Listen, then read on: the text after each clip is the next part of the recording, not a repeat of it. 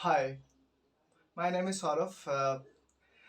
मैं भी एक यूपीएससी एस्पिरेंट हूँ और मैं आपको जो चीज़ दिखाने जा रहा हूँ वो है बुक लिस्ट। क्यों पढ़ना है और क्यों नहीं पढ़ना है, उसके हिसाब से मैं आपको बुक लिस्ट बताऊँगा और आपको क्यों नहीं पढ़ना है और क्यों पढ़ना है मैं उसके हिसाब से एक्सप्लेन भी कर दूँगा। पहले आते हैं JS1 के हिसाब से हिस्ट्री। हिस्ट्री आपको पढ़ना है 3 पार्ट। क्या को हम लोग जानते हैं क्या-क्या? एंशिएंट, मीडिएवल, मॉडर्न और वर्ल्ड हिस्ट्री। वर्ल्ड हिस्ट्री के लिए आपको सिर्फ एनसीईआरटी काफ़ी है। एनसीईआरटी आप पढ़ सकते हैं, इसी से आपको क्वेश्चंस बन जाएगा। दूसरी बात है एंशिएंट वाला पार्ट। एंशिएंट आप कर सकते हैं आर.एस. शर्मा से, जो मैं करता हूँ आर.एस. शर्मा से। और रह गया है मॉडर्न। मॉडर्न इंडिया मैं जनरली फॉलो करता हूँ स्पेक्ट्रम। स्पेक्ट्रम्स को आप बेसिक किताब कर लें, बेसिक बेसिक बनाने के लिए पढ़िए और कुछ नहीं करना है। और उसके हिसाब से ना जो समरी बॉक्स होते हैं, अंदर में नोट्स होते हैं, उसको आप अच्छे से पढ़िए। हर एक चैप्टर के बाद ना एक समरी आता है, उसको पढ़िए आप सही से। और दूसरी बात है स्पेक्ट्रम के पीछे देखना आ, एक आता है ना इंडेक्स। ये स्पेक्ट्रम है, मेरे पास है स्पेक्ट्रम। और स्पेक्ट्रम के एक सिलेबस खोलने के बाद देख लेना ऐसे ऐसे टॉपिक का ऐसे ऐसे नोट आता है, ठीक है। ऐसे ऐसे नोट आता है, समरी आता है, उसको पढ़िए, उसको रिविजन कीजिए, सही से आपको हो जाएगा। मेन चीज़ क्या है, दूसरी बात है इंडियन पॉलिटी। सॉरी, मैंने मॉडर्न पढ़ा है, हाँ ठीक है। पॉलिटी क्या है ना, मॉडर्न ये पॉलिटी पढ़ लीजिए, पॉलिटी को अच्छे से पढ़िए। और मेन चीज़ क्या है, इंडियन लक्ष्मीकांत जो है बहुत अच्छा किताब है। मतलब आपको इस किताब को पढ़ने के लिए टाइम तो चाहिए, बट इसका लैंग्वेज बहुत अच्छा है, बहुत प्रिटी लैंग्वेज है, आप इजीली समझ सकते हैं।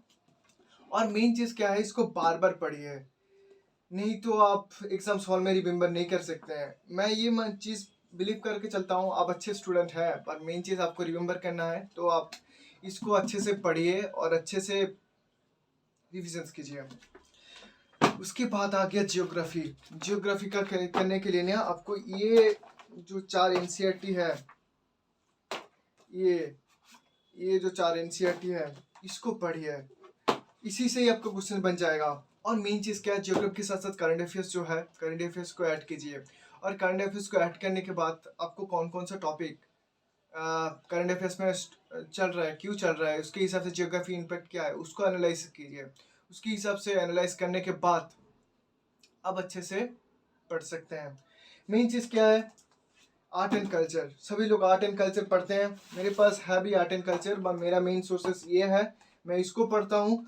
और उसका बेसिक जितना सारा है मैं उसको क्लियर करके रखा हूँ। और दूसरी बात है, जब रेफरेंस चाहिए तब मैं पढ़ता हूँ, इसलिए मैं पढ़ता हूँ। इसको नहीं पढ़ना है डाई हर्ट जब पढ़ेंगे तो आपके पास रिविजन करने के लिए मौका नहीं मिलेगा, आपको पता ही नहीं चलेगा, आपको टाइम मैनेज नहीं कर सकते हैं। इसको सिर्फ पढ़ना है आपको रेफरेंस करने के लिए, जो जो टॉपिक आपको समझना नहीं है, मतलब समझ में नहीं आ रहा है, उसको पढ़ना है। मेरे पास है एनवायरनमेंट साइंस का शंकर IAS का किताब है। और मैं जनरली इससे सब नहीं पढ़ता हूँ, मैं करंट अफेयर्स को फॉलो करता हूँ। जो जो टॉपिक में करंट अफेयर्स में आ रहा है, क्यों आ रहा है, नेशनल पार्क्स क्यों आ रहे हैं, बर्ड्स क्यों हैं, एनिमल बर्ड्स क्यों हैं, पॉलिसीज क्यों हैं, आर्टिकल क्यों आता है, इसके हिसाब से जो जो टॉपिक मेरे को ज़रूरी होता है उसको मैं रेफरेंस लेता हूँ। मैं पूरा किताब उसको पढ़ता ही नहीं हूँ। रह गया इकोनॉमिक्स। इकोनॉमिक्स पढ़ने के लिए ना आपको सिर्फ मैं बोलूँगा ये अच्छा किताब है। आप मुनल सर का नोट देखेंगे, बहुत बल्कि है और बहुत ज़्यादा है, और उसको रिविजन्स नहीं कर सकते हैं। और मेन चीज़ है, रिवीजन करने जब जाएंगे आपको नहीं होने वाला। बट ये मेन चीज़ क्या है, इससे आप सिर्फ टॉपिक वाइज है, आप कम से कम 300 पेज का है, आप सिर्फ स्टैटिक पार्ट आपको पढ़ने के लिए आपको कॉन्सेप्ट क्लियर हो जाएगा। जब आपका कॉन्सेप्ट क्लियर हो जाए ना, तब आप क्या कर सकते हैं, करंट अफेयर्स को इसके साथ पंच कर दीजिए, हो गया आपका। कौन कौन सा मेन चीज क्या है, अभी जो क्वेश्चन पेपर देखेंगे ना आप, जैसे आप एनालिसिस कर रहे होंगे तो आपका क्वेश्चन पेपर ना, मेन चीज क्या है, क्वेश्चन पेपर सभी प्रीवियस ईयर से नहीं आ रहा है। मेन चीज क्या है, स्टैटिक पार्ट आपको नहीं पूछ रहे क्या, करंट के हिसाब से आपको पूछ रहे हैं। करंट का आपका स्टैटिक पार्ट आपको क्लियर हो जाएगा, तो करंट से आप इजीली क्वेश्चन कर सकते हैं, हो गया। दूसरी बात है, आपको ये चीज़, आपको और एक चीज़ रह गया है, इसको आपको खरीदना चाहिए।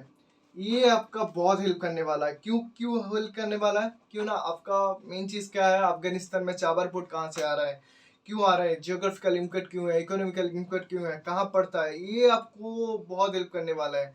और मेन चीज़ क्या, आप जहाँ रहते हैं वहाँ पे आप ना मैप को लगा लीजिए। मैप को आप दिमाग में ऑलरेडी फ्रेम कर लीजिए। मैंने आपको आप एनालिसिस कीजिए, आपको देखिए जब सो रहे हैं, बैठ रहे हैं, बात कर रहे हैं, आप किसी के साथ ऐसे लेटे हुए हैं, 5 मिनट के 10 तरीके जहाँ पे आप सोते हैं वहाँ पे मैप लगा लीजिए। तब क्या होगा, आपका ऑटोमेटिक ध्यान पड़ेगा, आप देख पाएंगे कुछ ना कुछ।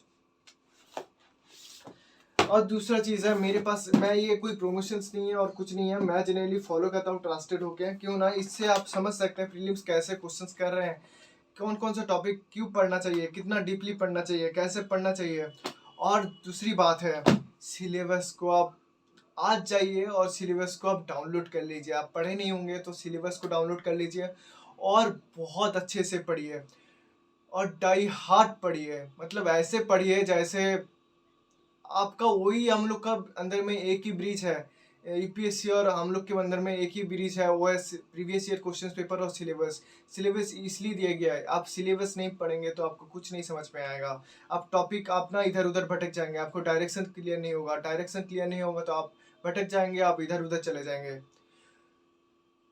That's it, thank you so much for watching my long videos, and if you like my videos, please do like and subscribe my channels, and if you are not subscribed yet now, please do subscribe on my channels. I believe, and stay safe at home and enjoy your journey.